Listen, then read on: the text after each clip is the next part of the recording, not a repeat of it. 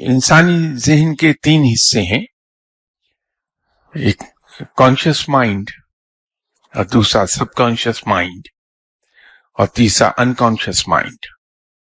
जब हम दुआ मांगते हैं, इसलिए आपने नोट किया होगा कि इंसान जब किसी चीज के बारे में उसकी तलब शिद्दत इख्तियार कर जाए तो वो दुआ मांगना जब शुरू करता है तो उसकी दुआ में खुशू व खजू बहुत होता है, वो पूरी तरह डूब के दुआ मांगता है।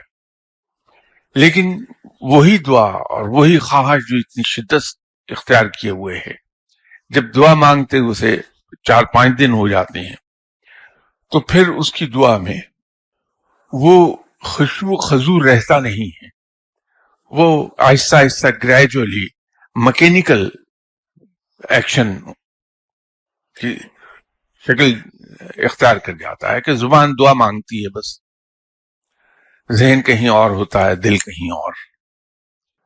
फिर एक वक्त आता है कि ख्वाहिश तो अपनी जगह होती है लेकिन दुआ उस चीज की मांगना बंद कर देता है इंसान। वो दुआ इंसान भूलता नहीं क्योंकि ख्वाहिश जिंदा है।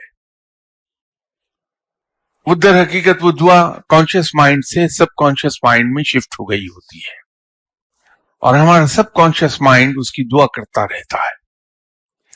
तो एक आदमी दुआ मांगते हुए छोड़ चुका उस दुआ को कि मेरा तो काम ही नहीं होता। सडनली महीने 1.5 महीने के बाद उसके अंदर एक अजीब इत्मीनान खुद ब खुद पैदा होता है कि मेरा ये काम हो जाएगा। ये उस सबकॉन्शियस माइंड की दुआ मांगने के नतीजे में जब दुआ कबूल हुई, या इसी तरह जब हम दुआ मांग रहे होते हैं तो पहली मर्तबा में जब दुआ मांगकर हम उठते हैं तो हमारे अंदर एक अजीब सा सुकून होता है, एक यकीन होता है कि मेरी दुआ पूरी हो गई। तो ये एक इंडिकेशन है कि दुआ पूरी हो गई।